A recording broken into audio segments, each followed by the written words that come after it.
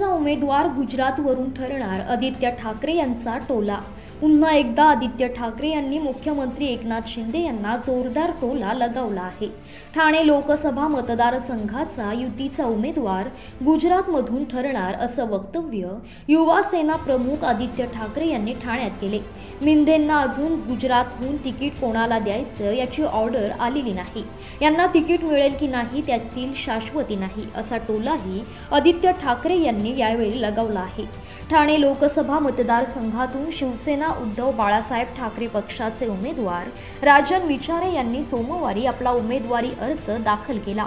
उमेदवारी अर्ज दाखल करण्यापूर्वी राजन विचारे यांनी 11:30 वाजता सर्वात प्रथम स्वर्गीय आनंद दिघे यांच्या शक्तीस्थळ येथील समाधी स्थळाला भेट देऊन त्यांचे आशीर्वाद घेतले। त्यानंतर तेथूनच एक रॅली काढण्यात आली। या रॅलीला मोठ्या संख्येने शिवसैनिकांनी गर्दी केली होती।